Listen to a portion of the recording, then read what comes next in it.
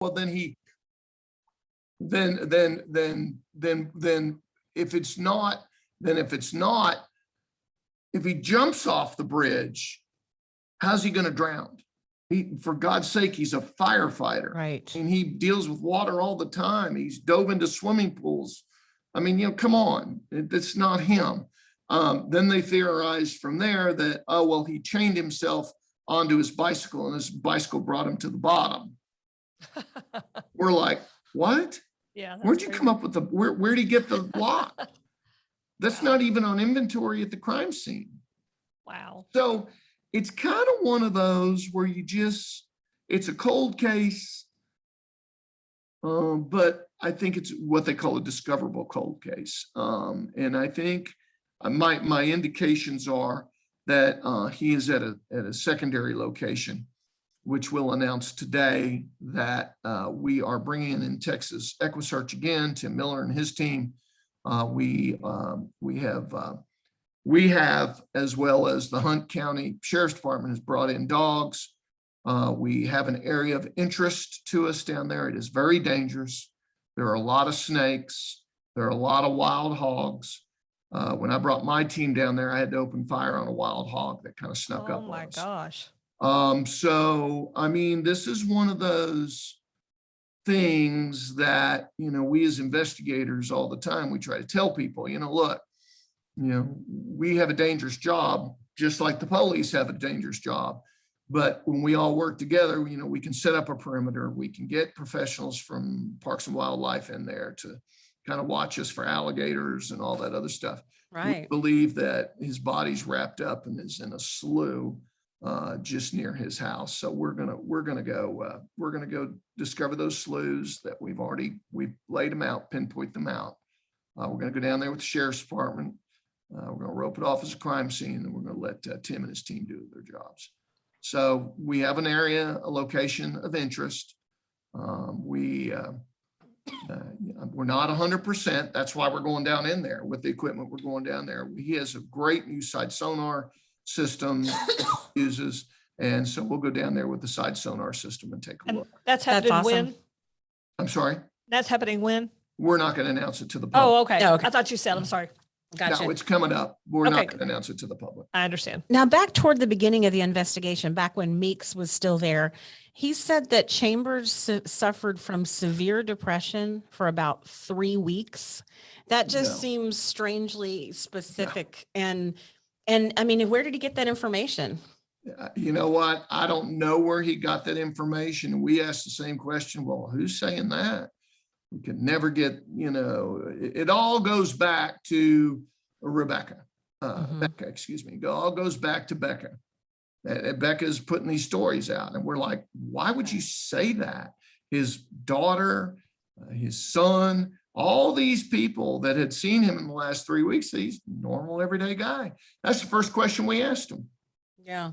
Now, I know I read somewhere that Becca had Michael declared dead pretty quickly on. Can you tell us about that? Because I find that strange. I live in the state of Texas and working with both civil and criminal law enforcement officers, and me being a civil investigator and being a commissioned personal protection officer in Texas, you have to study a thing called the criminal rules of procedure, Texas criminal rules of procedure. Inside the criminal rules of procedure and the Texas civil code of procedure, there's a section that applies to declaring someone dead if they're missing. Somehow, some way, she knew someone and they got a declaration of death within the first 2 months. I've never heard of that before. I don't think that's legal. I've had lawyers look into the statute. We've looked into some case law. We've looked into some appellate law. If anybody were to have ever challenged it, it would go down in the books as either being an A or an A. I don't know this former justice of the peace that did it. It was done in the cloak of darkness. It was done behind the scenes. She got a piece of paper so she could, quote, pay bills. but there are exclusionaries under the law that you can do that without filing anything. I mean, Right. credit card companies will go, yeah, sure. Yeah, we're Yeah, in. you're a spouse. Yeah. Yeah, here's our contact number. Bankers will go, God bless you. Where can we donate to the search fund? Right. Right. I mean, that's what happens. But for someone to get so aggressive 2 days after their person goes missing, well, how am I going to pay bills? What am I going to do? Well, you're getting paid. You get a Yeah. paycheck. You get money coming in your paid account for. still. Yeah. What are you doing? Yeah, Yeah. I mean, it's one of those where you go, what are you doing? What's the normal time frame? 7 years. Wow. Okay. That's the law. That is bizarre. Bizarre beyond belief. It really is. Okay. Yeah, I've never had a case like this. I've never had, I mean, it seems like to me, my firm picks up the cases that are the worst of the worst, and that you've got some kind of hidden, I want to say public corruption, something that's behind it. Right. That's putting this case up. I mean, we've found since 1992, I don't even know the number now, how many we found or brought people back or found fugitives or, you know, whatever they assign us to. Right. I shake my head and I'm wondering, why are you people, why are you people deeming this normal when it's abnormal? Absolutely. Interesting. Yeah, we have a case that's a conundrum here that we primarily cover. It's the Missy Beavers case. And I've heard of that case. yeah, it's a conundrum. Yeah, it's a conundrum. I've heard from what I've heard. And again, I don't know anything. I'm just a blind man looking at the case in the book. But, you know, from what I've heard, you guys have a very serious case up there. It sounds solvable. I did have somebody reach out to us from your group, but they never called us back. Okay. So, you know, I don't know. We'll have to meet about that. Right. Right. Yeah. We have a lot of people that are wanting to donate to getting an investigator working on it. So yeah. We might make that our next fundraiser. That would be great. So I'd love to do it. I know that they mentioned a friend. Becca had called one of her friends, I guess before she called police, correct? That is correct. And I found that story interesting. Can you elaborate on it?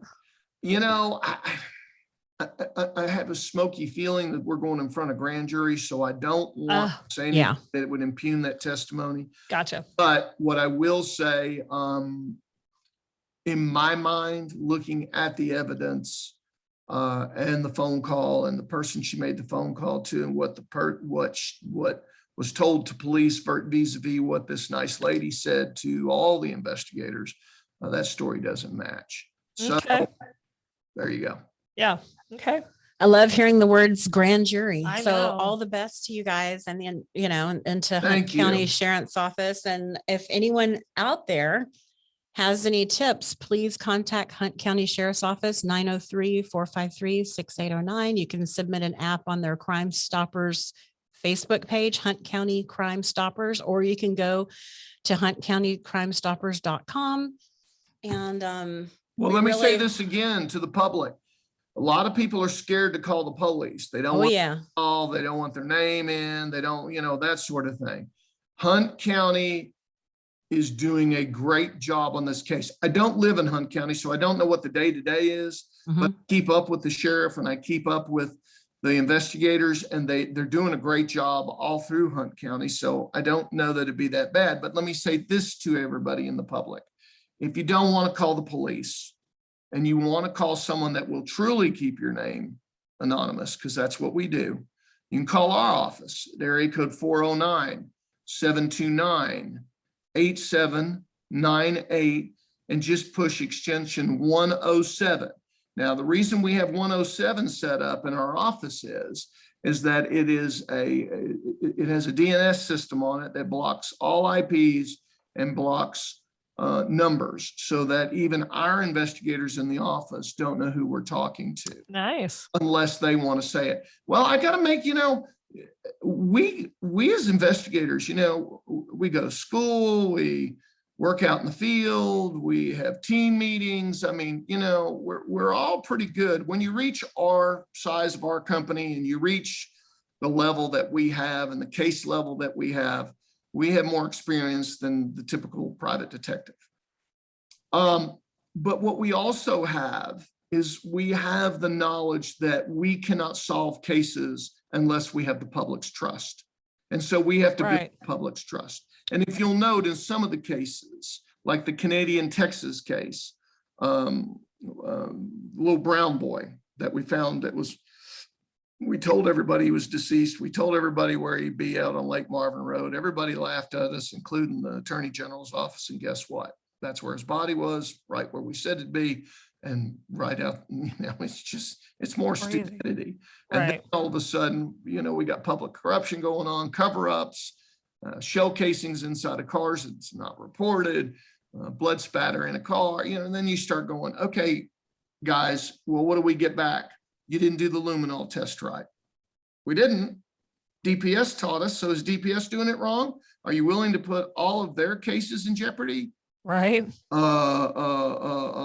Then it's mindless. There are some police officers out there, just like there's some CPAs or some lawyers or whatever your profession is. Their minds just aren't in their game, and they don't like to be shown up. And we're not trying to show anybody up. We're just saying, hey, this is what we got. So that's why we do this DNS system. You can call our offices. Nothing is tracked. My investigators cannot see the phone number it came from, nor the DNS that it comes from, because a lot of people are trying to be tricky these days and use Google phones or a phone number off of Google. And that's not working because we can track your IP right down to your backyard. So everything's traceable. Even if you're using a DNS, we can get through it. So I guess what I'm trying to say is, if you're too scared to call the cops, call us. Look up Klein Investigations. Just remember, when you get through, the extension number is 107, and you will not have your identity identified to even my investigators. Now, if you want to awesome, call the number and hit 102 and talk to Taylor, and Taylor will get your name and number, and I'll return your call. I'm on the road right now. We'll be on the road till next week, but I'll get to you. I promise you I will. Is there anything else about this case you would like to share with everyone that's listening?